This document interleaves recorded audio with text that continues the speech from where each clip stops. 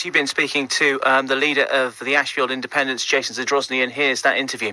Well, Jason, I noticed one of the first messages that Ben Bradley will have been from you. You congratulated him, didn't you? Congratulations go to him, but I think what my word of caution is that it is a very important job, and we'll be watching to make sure he doesn't forget places like Ashfield and Mansfield. Evidence of him having done that before, is there?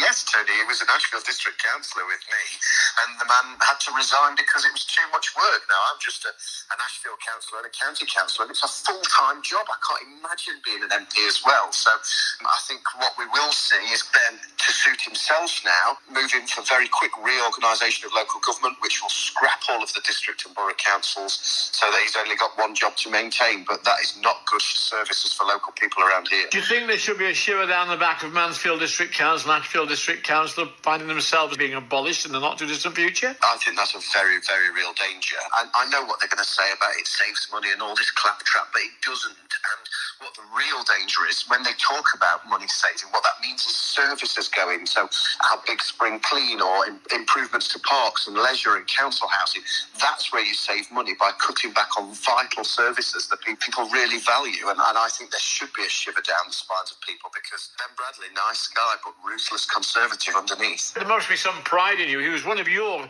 councillors. He was an Ashfield District councillor in Hucknall. Look how he's risen. But look what's happened. Where he was the county councillor in Hucknall, the Ashfield Independents have just won that seat by over 1,000 votes because he did such a bad job.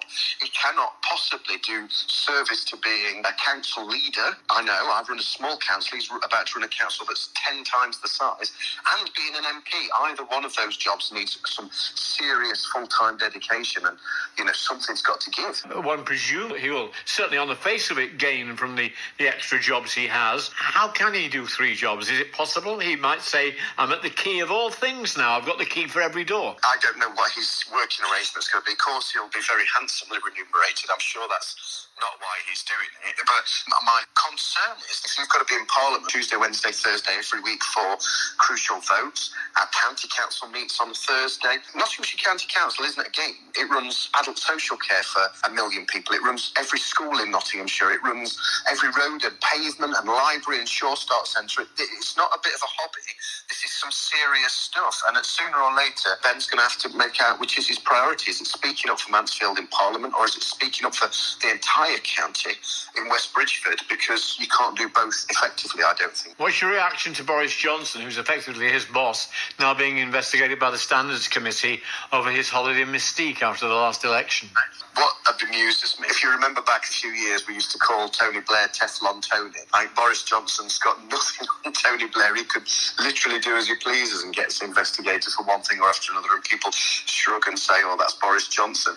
I just think that massive majorities that are created, like they've just been created, allow people to feel like they can get away with anything. There's no scrutiny, and I think that's a real danger for politics for all of us. In 2024, there'll be another election. I'm told you're under massive pressure from quite a lot of people to actually stand again. Is that right? I've had a lot of messages asking me to do it, and Tony, I've stood a couple of times for Parliament. I think it's a massive commitment, just like the discussion we've been having, and I need to take some serious time to think about it, because it has a big implication on your friends and your family and everybody else. If you put your heart and soul into it, you're just not about as much. So I really appreciate the hundreds of residents who've contacted me asking me if I'm going to do it again and give it a good go, but I do need to take some time this summer to think about if that's the right thing for me as well. We've got more people in the county council.